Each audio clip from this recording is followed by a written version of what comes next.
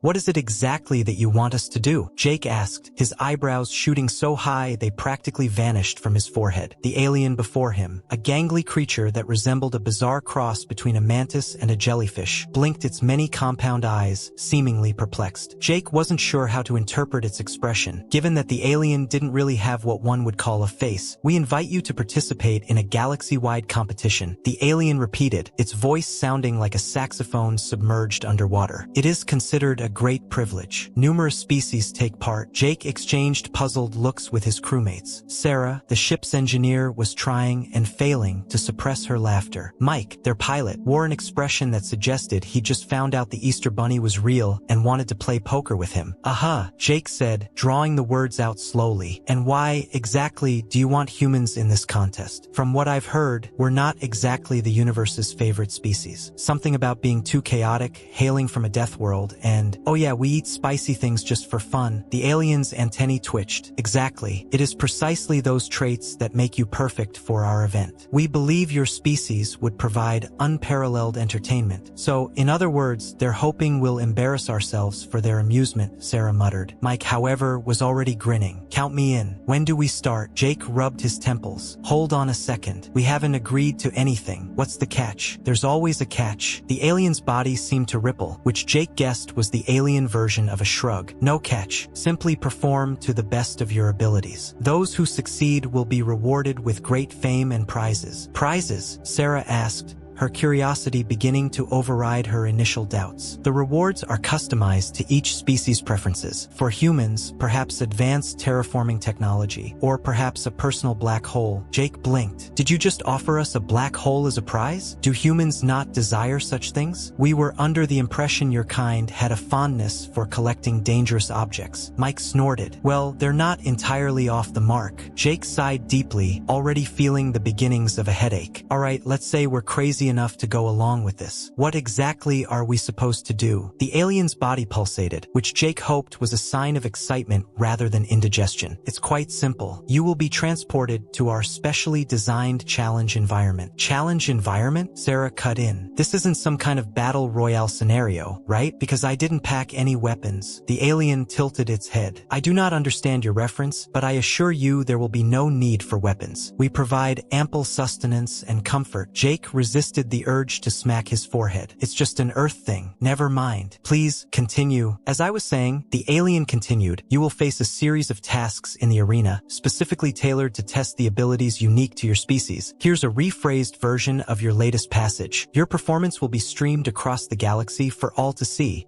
The alien added. Wonderful, Jake muttered under his breath. Not only do we get to humiliate ourselves, but we get to do it in front of trillions. Any other delightful surprises we should be aware of? The alien's antennae twitched. There is one minor detail. To ensure fairness and maximum performance, all participants must undergo our special talent enhancer procedure. Sarah's eyes narrowed. That sounds an awful lot like drugs. Are you planning on doping us up for your alien talent show? Oh no, nothing so primitive. The alien reassured them. The talent enhancer merely unlocks latent abilities specific to your species. It's temporary, of course. Consider it a kind of boost. Mike's grin stretched wider. Space drugs that give us superpowers? Oh man, I'm definitely in now. Jake let out a long groan. We are not taking weird alien substances just to compete in some galactic variety show. The alien's body slumped, dimming slightly. But the ratings, and think of the scientific breakthroughs, the cultural exchange, or the chance for a diplomatic disaster or,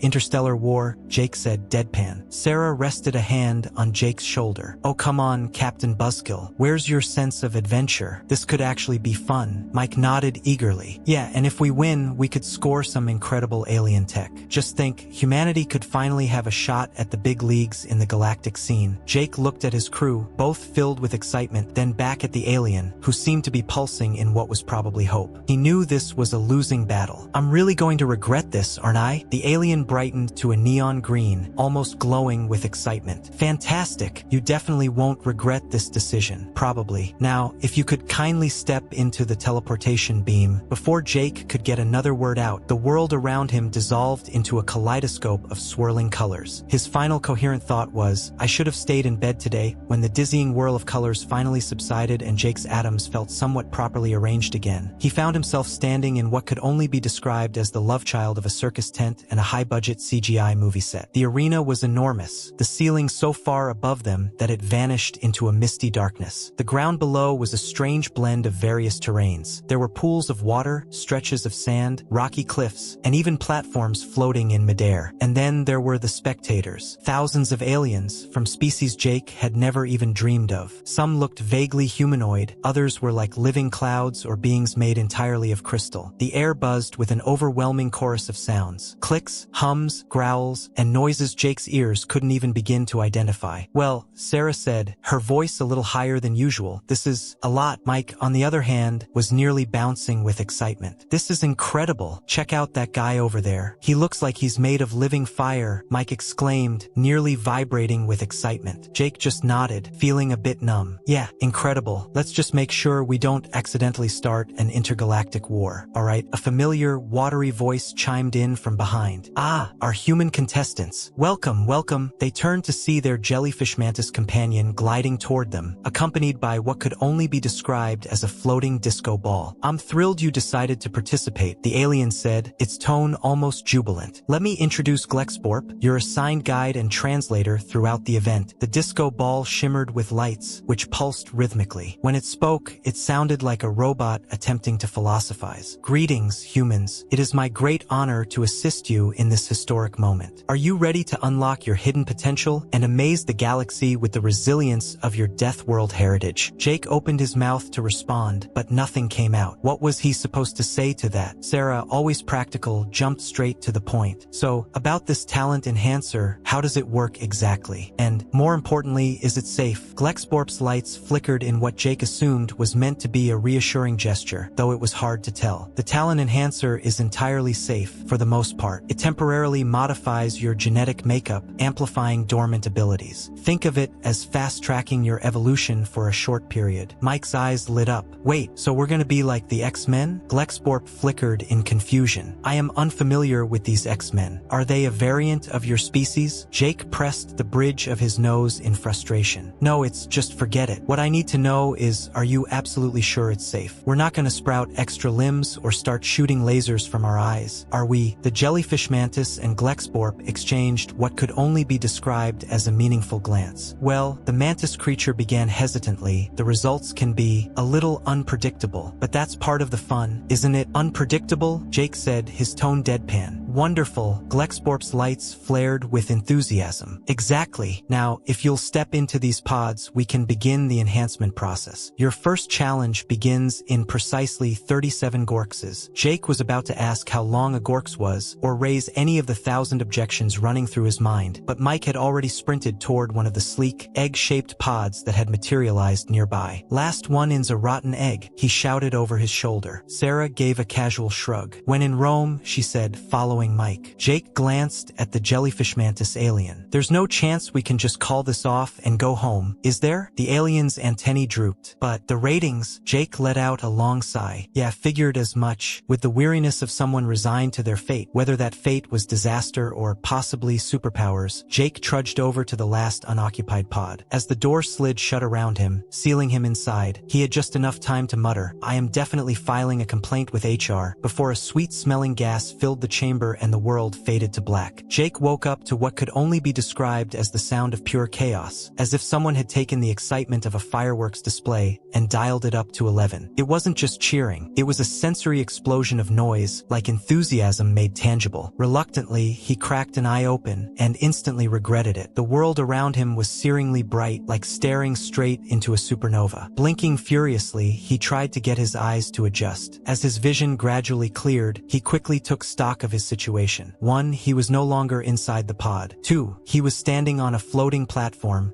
suspended high above the arena. 3. The arena was absolutely packed with aliens of every imaginable and unimaginable form, all of them emitting sounds his brain translated as some version of cheering. 4. And he felt strange, like his entire body was buzzing with energy, his skin too tight and his bones practically vibrating. Ladies, gentlemen, and beings of any and all shapes, forms, and genders, a loud voice boomed across the arena. Welcome to the 87,134th Annual Galactic talent extravaganza. Jake turned, squinting, to see a holographic projection that looked like an octopus crossed with a carnival barker. Its many tentacles flailed excitedly as it continued its spiel. This year, we have a special treat for you all. For the first time in the long and storied history of this competition, we welcome contestants from the infamous Death World, Earth. The alien audience exploded into what Jake could only assume was excitement. He was pretty sure he heard something that resembled a herd of elephants playing jazz instruments, but he decided not to dwell on it. Now,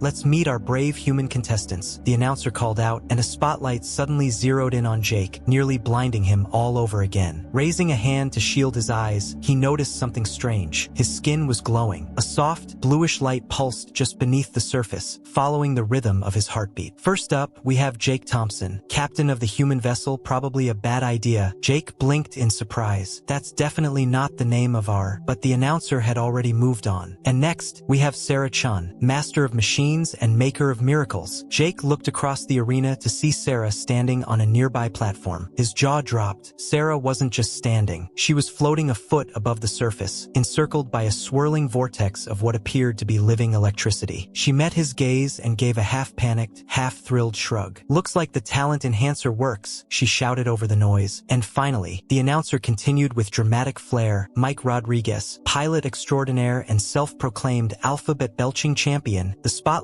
swung to reveal Mike, who was on fire. Not the bad, panicked kind of fire, but more like a living embodiment of the Human Torch. Flames danced across his skin in intricate patterns, shifting and flickering with his every movement. Mike looked down at his hands, his face lighting up with unbridled glee. Guys, look, I'm literally on fire. He paused, grinning wide. I'm hot. Jake just stared at his two glowing, electrified, and flaming crewmates, the reality of their situation settling in like a slow-motion car crash. Great, he muttered to himself, I've always been attractive, but now I'm literally burning up. Jake groaned. At least Mike's bad jokes confirmed the alien drugs hadn't messed with his sense of humor. Now then, humans, the octopus host announced, its tentacles twitching with enthusiasm. Are you prepared for your first challenge? Absolutely not. Jake mumbled. Perfect. The host's excitement grew as a series of platforms began to rise from the foggy abyss below, forming a perilous path across the arena. Your goal is straightforward. Reach the other side of the course. Use your newfound powers to navigate the obstacles ahead, and don't forget, the audience loves a good performance. Sarah raised an eyebrow. That doesn't sound so BA. Her words were cut off as a giant tentacle shot up from one of the watery gaps, crashing down on a nearby platform with enough force to shatter it. Oh, Sarah said quietly, never mind. The octopus host's voice brimmed with manic joy. Did I forget to mention the course is guarded by a Kren? Whoops, my bad. On your marks, get set, go. Before Jake could voice any of his numerous objections, the platform beneath him disappeared, and he plummeted into the fog below. The rush of air around him was almost enough to drown out his startled scream. So this is it, Jake thought in panic. I'm going to die in an alien circus, dressed like a neon sign. But just as the ground rushed up to meet him, something shifted. The glow beneath his skin flared brighter, and suddenly he felt weightless. Not just lighter physically, but as though gravity itself had taken a break where he was concerned. His fall slowed until it stopped altogether. Hovering a few feet above a small platform, Jake realized he was wrapped in a soft blue glow. No way, he whispered. I can fly. A shout of joy caught his attention. Mike zipped past him, leaving a trail of fire in his wake as he leaped from one platform to the next. This is amazing, Mike yelled, barely dodging a swipe from the Kren's tentacle. Not far behind, Sarah was riding on a vortex of electricity like a futuristic surfer. She caught Jake's eye and grinned. Come on, Captain. Let's see who gets there first. Jake hesitated for a second, but a smile soon spread across his face. This was pure madness. It was reckless, dangerous, and they might end up as alien goo. But still, it was the most thrilling thing he'd ever experienced. With a laugh filled with both fear and excitement, Jake shot into the air. He wobbled briefly, adjusting to his new ability, then surged forward with surprising speed. The course blurred around him as platforms shifted and disappeared, some vanishing just as he was about to land. The Kren's tentacles lashed out from every direction, forcing the humans to dodge, duck, and, at least in Mike's case, quite literally hot-footed across the arena. Jake, to his surprise, was starting to enjoy the challenge. His new flight abilities gave him an advantage, allowing him to bypass the trickiest parts of the course. He soared over a series of spinning platforms, barely dodging a spray of what seemed dangerously close to acid. "Hey, Jake," Mike called out, his fiery form leaping effortlessly between platforms with a supernatural grace. "Bet you can't top this." With a gleeful shout, Mike launched himself into the air, flipping over a Kren tentacle in mid-somersault. As he spun, the flames around him twisted into a brilliant spiral, drawing gasps of awe and approval from the alien audience. Not to be outdone, Sarah focused her powers, creating a crackling bridge of electricity between two distant platforms. With practiced ease, she skated across it, flashing a flirty grin and blowing a kiss to the nearby cameras. Jake shook his head, laughing despite the chaos. Trust his crew to turn an alien death trap into a contest for showmanship. Not wanting to be left behind, he decided it was his turn to impress. He dive-bombed towards a water section, pulling up just in time to skim the surface. His aura left a luminous blue trail on the water, casting a mesmerizing glow behind him. Feeling confident, maybe even a little smug, Jake was caught off guard when a massive tentacle shot out from the water, blocking his path. He yelped, instinctively throwing his hands in front of him. To his shock, a shimmering blue force field materialized, deflecting the attack with ease. "Alright," Jake muttered, "flight and force fields? I can work with this." The alien crowd erupted into wild cheers, clearly thrilled by Jake's unexpected force field stunt. The louder they got, the more Jake realized that this wasn't just a deadly challenge. It was a spectacle,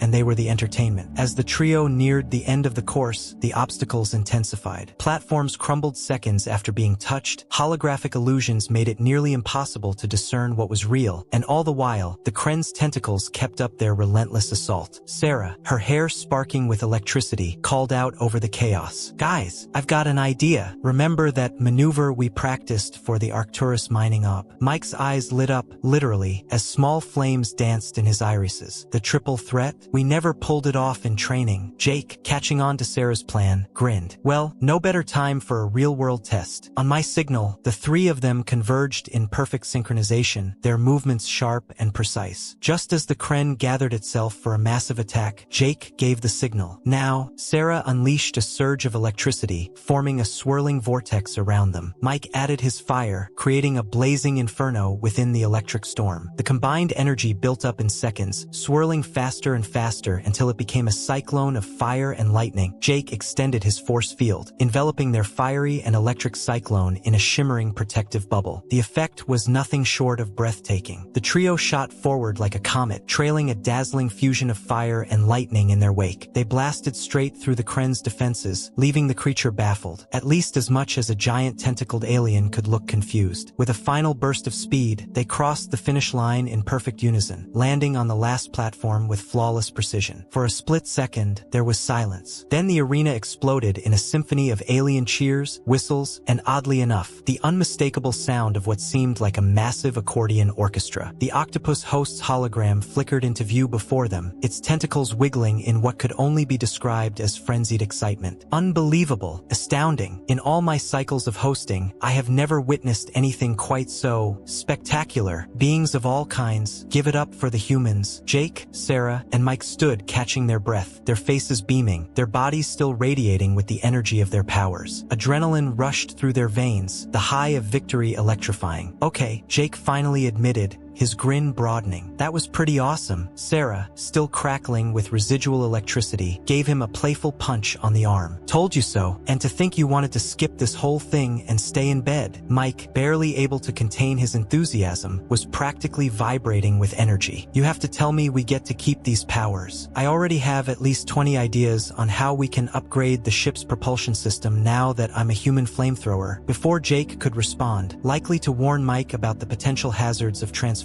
into a living rocket, the booming voice of the octopus host returned. "Humans, you have completed the first challenge with flair, panache, and, might I add, literal flying colors, but your journey has just begun. Are you ready for the next round?" The three of them exchanged glances. Sarah's grin had turned manic, her hair still charged with electricity. Mike's skin continued to smolder, embers dancing in his eyes. And Jake? He felt more alive than ever, his pulse thrumming with the thrill of the unknown. Bring it on, Jake said, surprising even himself with the force of his own confidence. The host's hologram flickered, its expression almost approving. Excellent. Your next challenge will pit you against the reigning champions of our esteemed competition, the Void Dancers of Nebula X9. A swirling portal opened at the far side of the arena, and from it emerged 3 figures made of living darkness. Their bodies were dotted with points of light, resembling stars scattered across the night sky. As they glided forward, they left trails of shimmering cosmic dust in their wake, their movements so smooth they seemed to defy the laws of physics. Sarah's face paled a bit. Oh great, we're up against space ballet. Mike cracked his knuckles, flames sparking between his fingers. Come on, we've got superpowers. How tough can they be? Jake groaned, his hand covering his face. Mike, how many times do I have to tell you? Never tempt fate. The dancers moved with breathtaking fluidity, their forms swirling in intricate celestial patterns. The leader, slightly larger than the others, stepped forward and spoke, its voice echoing like the soft harmony of distant galaxies. You have done well, Earthlings, it said, its tone calm and measured, like the silence between stars. But now you face the void. Greetings, beings of Earth. We have observed your performance with great interest. Your species shows potential, said the lead void dancer, its voice like the hum of distant galaxies. Jake raised an eyebrow, detecting a slight condescension in the cosmic tone. Thanks, he replied, his voice dripping with dry humor.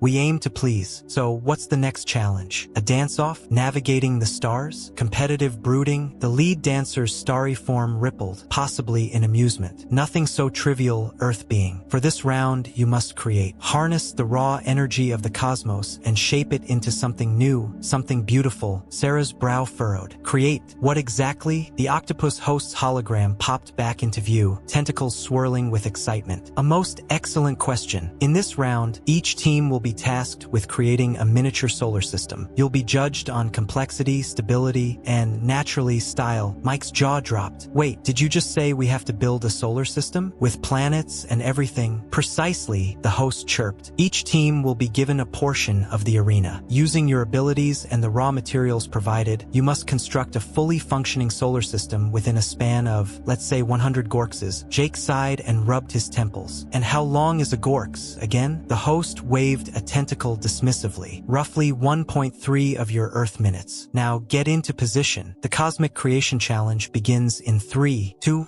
1. A deep, reverberating horn sounded, so powerful Jake could feel it in his bones. The arena floor began to shift and transform beneath them, morphing into a swirling nebula of gas and dust. The void dancers moved effortlessly, their ethereal forms gliding through the cosmic material as they began shaping celestial bodies with an almost practiced grace. Well, Jake said, watching the chaos unfold, I don't suppose either of you took a crash course in creating solar systems? Sarah's hands sparked with electricity as she grinned. I did build a model solar system once for a science fair. Does that count? Mike, ever the optimist, grinned wide as flames flickered in his eyes. How different can it be from setting off fireworks? Let's do this. With that, they dove into their task. They quickly realized their powers were more versatile than they'd imagined. Sarah channeled her electricity to ionize the cosmic gas, creating magnetic fields that pulled matter together. She guided it with surprising finesse, beginning to form the building blocks of planets. Jake discovered he could control gravity itself, using his force fields to compress swirling clouds of dust into solid, dense spheres. He found himself shaping planets and moons, controlling their orbits with delicate precision. And Mike was in his element, literally. He ignited gas clouds into flaming infernos, creating miniature stars with reckless glee. Hey, guys, look at this, he called out, holding a tiny sun in the palm of his hand. I'm naming this one Mike's Inferno. Pretty catchy, huh? Sarah rolled her eyes as she expertly maneuvered a series of asteroids into a perfect belt around one of her planets. You can't name a star after yourself, Mike. That's like an unwritten rule of space. Jake laughed as he nudged a newly formed planet into orbit. Knowing Mike, he'll probably try to claim the entire galaxy. The humans worked furiously, pushing their abilities to their limits. Jake used his force fields to stabilize planetary systems, adjusting gravitational pulls to ensure everything stayed in balance. Sarah created a complex network of electromagnetic fields to guide the formation of moons and asteroid belts. Meanwhile, Mike kept igniting cosmic gases, laughing as he played with the raw power of the stars. All right, Sarah said, stepping back to admire their handiwork. I think we might actually pull this off. Just as they were beginning to feel confident, Jake noticed the Void Dancers' creation. Their solar system was a masterpiece masterpiece of elegance and complexity, with planets that seemed to shimmer like gems, orbiting perfectly around a radiant star that pulsed with the rhythm of the cosmos.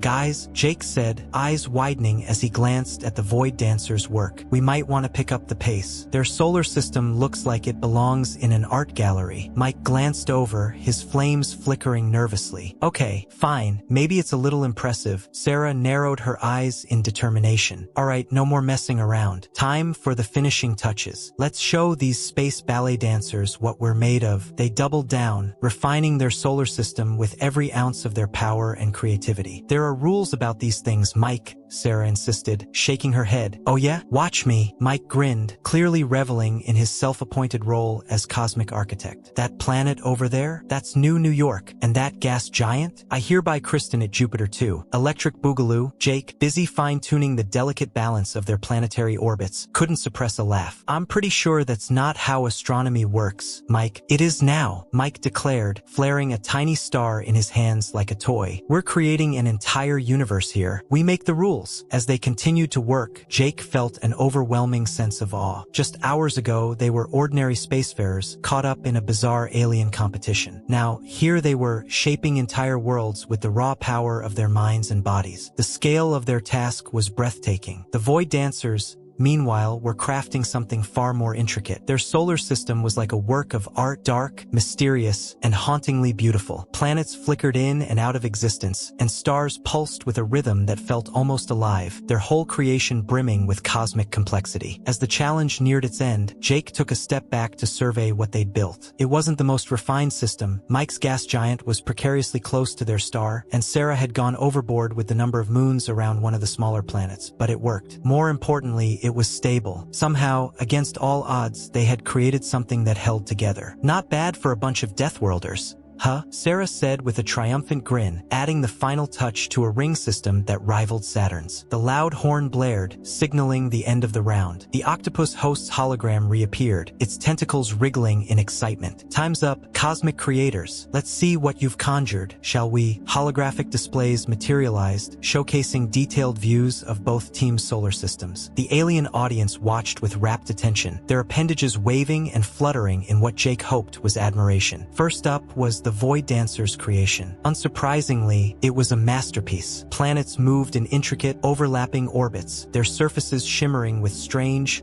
impossible colors. At the heart of their system, a binary star pulsed in perfect harmony, casting a surreal, otherworldly glow over the whole scene. Magnificent, the host exclaimed, its voice full of admiration. The Void Dancers have once again shown why they are the reigning champions. Such elegance, such complexity. Jake felt a pang of doubt. How could their chaotic, hodgepodge system possibly stand up to that? Then the display shifted to the human solar system. A hush fell over the arena, where the Void Dancer's creation was dark and intricate. The human solar system blazed with vibrant energy. Mike's stars burned with ferocious brilliance. Sarah's planets sparkled with fierce electrical storms, and Jake's meticulous gravitational work held everything in a delicate, harmonious balance. The entire system was alive with color, motion, and energy, like a bright jewel in the vastness of space. And then, something unexpected caught the light on one of the smaller rocky planets. Jake squinted at the display, barely believing what he was seeing. Life. There, nestled in the swirling chaos of their creation, simple, microscopic organisms were crawling across the planet's surface. They were tiny, barely noticeable, but unmistakably alive. Jake's jaw dropped. Did we? Sarah gasped. We created life? Mike, wide-eyed, looked between them and the display, then cracked a grin. See? This is why you let me name stuff. Welcome to Jupiter 2, Electric Boogaloo, home of the universe's newest residents. The alien audience erupted into cheers, their reactions a mix of awe and astonishment. Even the octopus host seemed stunned, its tentacles frozen mid-wiggle. Unbelievable, the host finally declared. In all my cycles of hosting this event, I have never witnessed something like this. Humans, not only have you created a stable solar system, but you've sparked life itself. This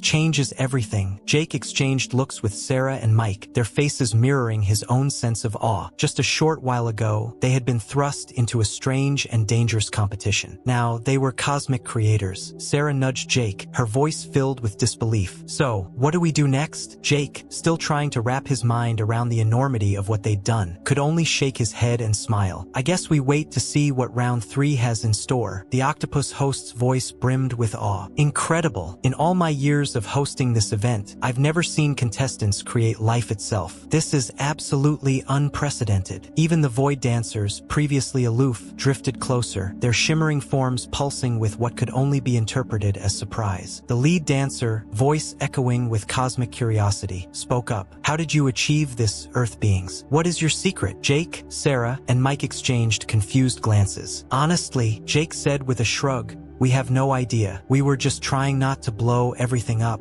Mike nodded vigorously. Yeah, we just kind of threw stuff together and hoped for the best. That's basically the human way. You know, Sarah elbowed him, but her grin showed she couldn't help but agree. What my eloquent colleague means is that chaos and adaptation are kind of our specialties. We come from a planet that's always trying to kill us. Life finding a way is just what happens. The void dancers conferred among themselves, their starry forms swirling in complex, mesmerizing patterns. Finally, the lead dancer turned back to the humans. We have deliberated and reached a decision. We concede this round to you, Earth beings. Though your creation lacks the refinement of ours, it possesses a spark of potential, one we find intriguing. The arena erupted in a thunderous cacophony of cheers. The sound was so powerful Jake felt it resonate through his very bones. The octopus host was practically vibrating with excitement, its tentacles flailing wildly. Unbelievable! The newcomers have unseated the reigning champions. This is a historic moment in the Galactic talent extravaganza. Humans, how do you feel? Jake looked over at his crew, taking in their shared expressions of astonishment and exhilaration. He couldn't help but laugh. Honestly, we feel pretty damn good. But I've got to say, this isn't exactly how I thought my day would go when I woke up this morning. Sarah, still buzzing slightly with leftover electricity, chuckled. Yeah, no kidding. Is this going to be a regular thing now? Because if Cosmic Architect is being added to my job description, I'm going to need to renegotiate my contract. Mike, meanwhile, was staring at his hands like a kid who just discovered his first magic trick. Do you think we get to keep the superpowers?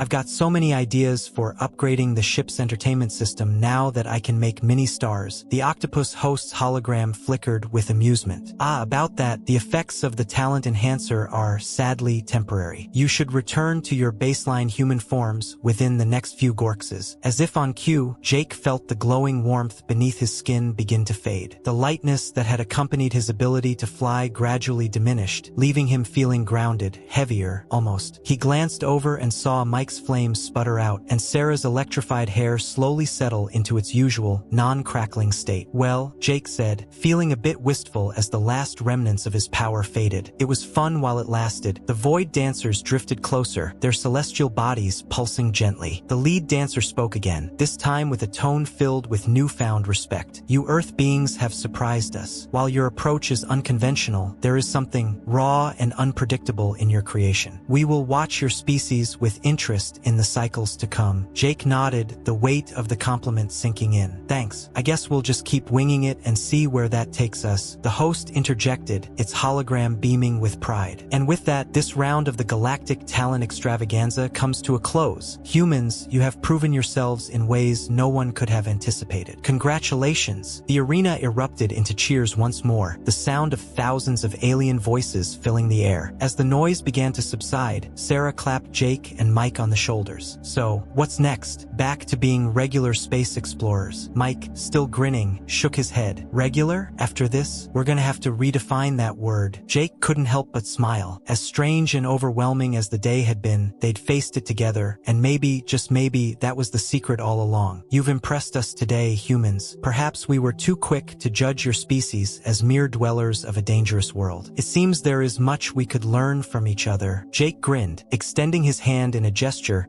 he hoped would be understood across species. We'd love to share knowledge. Just a heads up, though, a lot of our greatest achievements come from what we call making it up as we go. The alien's shimmering form undulated, possibly in amusement. An intriguing approach. We look forward to improvising alongside you in the future. As humans and aliens started mingling, the space filled with excited conversations, hinting at fascinating cultural exchanges on the horizon. Jake couldn't help but feel a surge of pride. They had arrived here as participants participants in an intergalactic talent competition, but they were leaving as ambassadors of humanity, having revealed some of their species' finest traits. You know, he remarked to Sarah and Mike as they observed a group of gelatinous creatures trying to replicate Mike's fire tricks with what looked like balloons and goo. I think this is just the beginning for us, Sarah grinned, a playful sparkle in her eyes. Oh, wait until they see some of our other talents. I bet they've never watched anyone eat a ghost pepper or solve a Rubik's Cube in record time, Mike chuckled. Or chug a gallon of milk in under a minute. That's sure to leave an impression. Jake laughed, shaking his head. Maybe we save those unique talents for the next round. I get the feeling we'll be invited back. As if on cue, the holographic form of the octopus-like host reappeared. Humans, the galactic audience adores you. What do you say to a multi-system tour? We could call it Deathworlders Unleashed, the ultimate talent show. Jake exchanged glances with his friends, seeing the excitement mirrored in their faces, and couldn't help but grin. You know what? Count us in. But we're going to need a bigger ship and probably a lot more fire extinguishers. The aliens erupted into cheers as plans for the grand tour began to unfold, and Jake marveled at how unpredictable life could be. They had set out into the galaxy as regular explorers and were leaving as interstellar celebrities, all because some aliens had decided to give them superpowers just to see what would happen. Mental note, Jake thought as he watched Mike teach a group of amorphous aliens the Macarena. Never underestimate humanity's ability to turn any event into a party. The festivities continued, and Jake soon found himself in conversation with the leader of the Void Dancers, along with several other alien species whose names he couldn't even begin to pronounce. They were all eager to learn more about these humans from a so-called death world who had managed to pull off such a remarkable feat. Tell us, Earthborn Jake, the Void Dancer's deep, melodic voice echoed. Can you explain more about this philosophy of yours? This idea of making it up as you go? It sounds chaotic. The Void Dancer mused. Jake laughed. That's because it is chaotic. But as the saying goes, chaos is just order waiting to be understood. A crystalline entity resembling a sentient chandelier chimed in, its voice a soft cascade of musical notes. How can you prepare for the unforeseen if you're constantly improvising? That's the brilliance of it. Sarah jumped in, joining the discussion. We don't plan for the unexpected. We adapt. On Earth, adaptation is survival. Mike, who had abandoned his efforts to teach dancing to a group of blob-like aliens, wandered over. Yeah, our whole planet's basically a giant death trap. Earthquakes, volcanoes, hurricanes, you name it, we've got it. And don't even get me started on the animals. The aliens listened, captivated, as the humans recounted the numerous dangers of Earth. By the time Jake described mosquitoes, tiny flying insects that drink your blood,